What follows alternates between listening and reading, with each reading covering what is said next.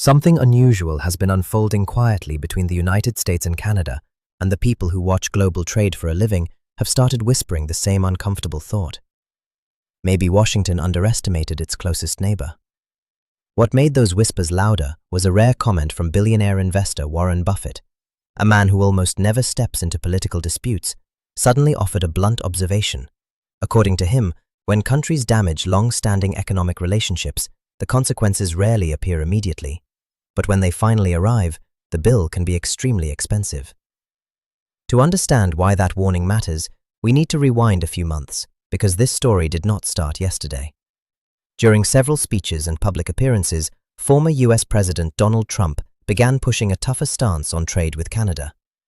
The proposal that caught attention was a possible 25% tariff on certain Canadian imports. The message from Washington sounded confident. America had been too generous in past trade agreements, and now it was time to rebalance the relationship. Inside political circles, many believed Canada would eventually have no choice but to accept the pressure. The reasoning seemed simple. The United States has a far larger economy and nearly 10 times the population. Surely Canada would not risk damaging its biggest trading partnership. But something unusual was happening north of the border. Instead of responding with dramatic speeches or emotional retaliation, Canadian leadership went quiet. Very quiet. There were no aggressive press conferences, no daily threats, and no headline-grabbing counterattacks. Just a calm silence that many people in Washington misread as weakness. But behind that silence, something far more strategic was beginning to develop. While American political debates dominated television headlines, Canadian officials were quietly exploring new economic partnerships. Conversations that at first seemed routine slowly turned into something much more serious. Discussions deepened with the European Union. New trade talks were opened with Japan, and negotiations began with South Korea and Mexico about strengthening supply chains that would not depend entirely on the United States. At first, many observers in Washington dismissed these talks as ordinary diplomacy. Countries discuss trade agreements all the time. But analysts who looked closer noticed something different. These negotiations were structured and focused.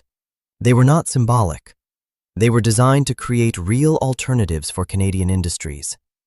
Energy companies started exploring long-term supply deals with buyers overseas. Pharmaceutical manufacturers pushed for faster access to European markets, and Canada's powerful lumber industry began strengthening relationships with Asian construction companies. Individually, none of these moves seemed dramatic, but together they started forming something larger, a network of trade pathways capable of reducing Canada's reliance on a single partner. And then, several days ago, the shift finally became visible. Canada announced progress on multiple international agreements that economists say could significantly diversify its exports over the next few years. For decades, American policymakers assumed Canada had very limited options. Suddenly, those options were appearing. Canadian lumber shipments that once moved almost entirely into the United States started heading toward Asian buyers. Canadian energy producers explored long-term supply contracts overseas, and the predictable pattern of North American trade slowly began to change. The first American industry to feel the impact was construction. The United States relies heavily on Canadian lumber for housing projects across the country. When new demand began rising in Asia, some Canadian suppliers started redirecting shipments toward markets willing to pay higher prices. Construction analysts quickly warned that building costs in America could rise if supply tightened. Next came concern from the auto industry. For decades, the North American auto sector has depended on deeply connected supply chains. Parts regularly cross the US-Canada border several times before a vehicle is completed. When trade uncertainty enters that system, even small disruptions can slow entire production lines. Some manufacturers have already reported delays and higher component costs as companies reconsider where future production might take place. Pharmaceutical supply chains also raised new questions. Canada produces a large portion of generic medications used in American pharmacies. If new trade agreements begin prioritizing other export destinations, the availability of some medicines in the United States could become tighter. And then there is energy. Many Northern American states rely on steady imports of Canadian oil and natural gas. Pipelines, refineries, and regional infrastructure were built around that long-established relationship. Redirecting those flows cannot happen overnight.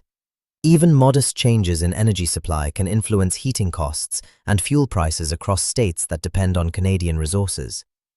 And this is exactly why the earlier comment from Warren Buffett suddenly started attracting attention inside financial markets. Because in Buffett's world, long-term economic trust is not political rhetoric.